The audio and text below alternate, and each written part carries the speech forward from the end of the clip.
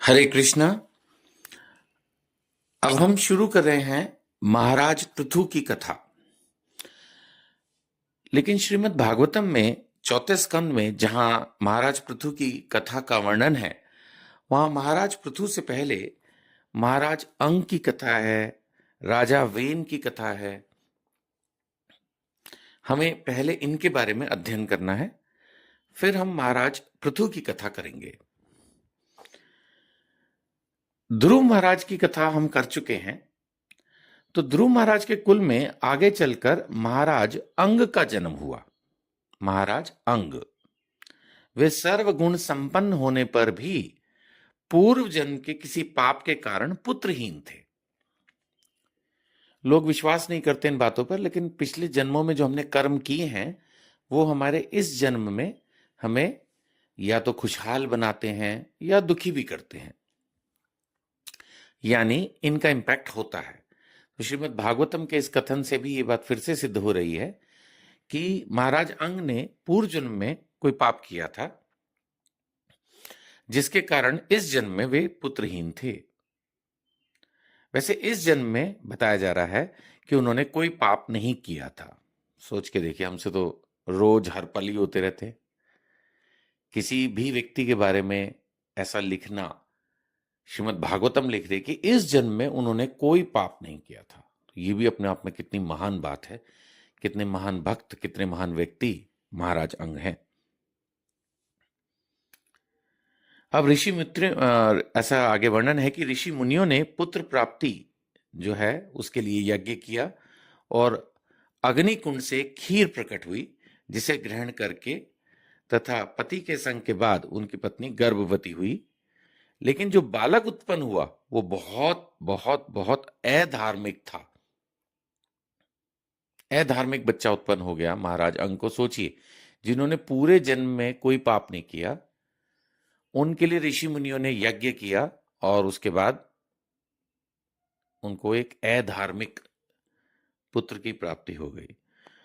इतना दुष्ट था वो बालक कि वन में जाकर भोले भाले हरिणों की हत्या कर देता था। उसका नाम था वेन। और तो और ऐसा लिखा गया है कि वो अपने बराबर के बालकों की भी हत्या कर देता था। महाराज अंग ने वेन को सुधारने की बहुत चेष्टा की, लेकिन नहीं सुधरा। सोचिए कितने अच्छे पिता, और उनको ऐसा पुत्र की प्राप्ति हुई।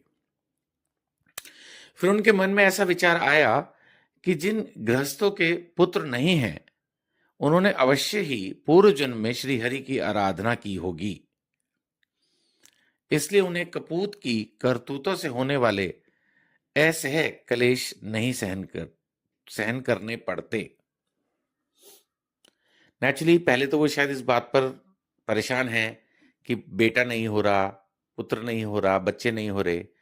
बच्चा हुआ तो ऐसा जो एक नंबर का दुष्ट अधार्मिक, जानवरों को भी मार रहा है और तो और अपने जो सहपाठी हैं उनको भी मार रहा है, उनकी भी हत्या कर देता है।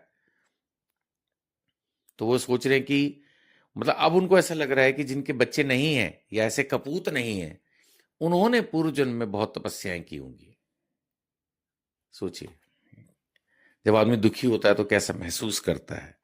मैं जानता हूं एक, मतलब ऐसे मैंने कईयों के मुंह से सुना है, और एक फादर को तो मैं जानता ही हूं जिनके पास एक अनएम्प्लॉयड बेटा है। अनएम्प्लॉयमेंट में प्रॉब्लम नहीं है, लेकिन वो मतलब अपनी ही बोलता है, अपनी ही करता है, कुछ भी सुनता नहीं है पिता की। तो वो कई बार दुखी होके, मेरे मित्र जैसे हैं वे, तो वो बोलते यार इससे अच्छा तो ना ही होते बच्चे मेरे, है ना।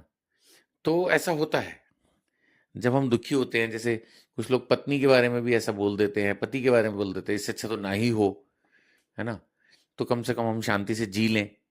तो ये भी पूर्व जन्मों के भी कर्म होते हैं। लोग विश्वास नहीं करते इन बातों पे।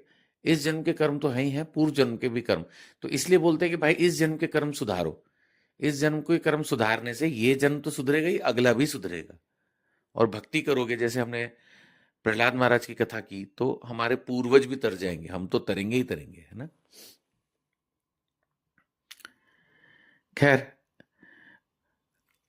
कि बाद में महाराज अंग सोच रहे हैं कि सपूत की अपेक्षा कपूत ही अच्छा है, क्योंकि सपूत पूत को छोड़ने में बड़ा कलेश होता है और कपूत घर को नरक बना देता है, इसलिए उसको सहज ही छुटकारा हो जाता है।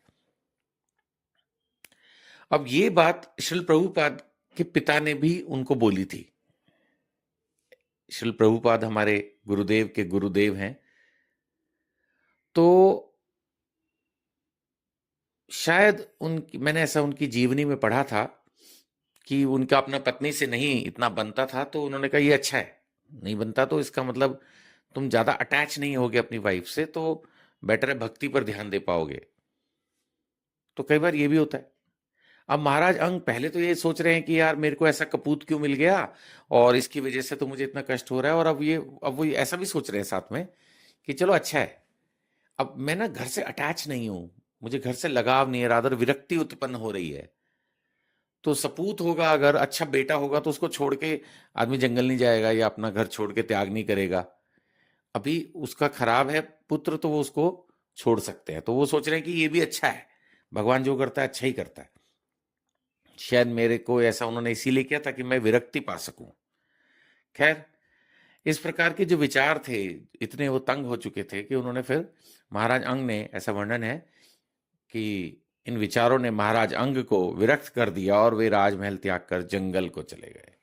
तो फिर वहां उन्होंने भक्ति की, ये हम आगे का प्रज्यूम कर ही सकते हैं।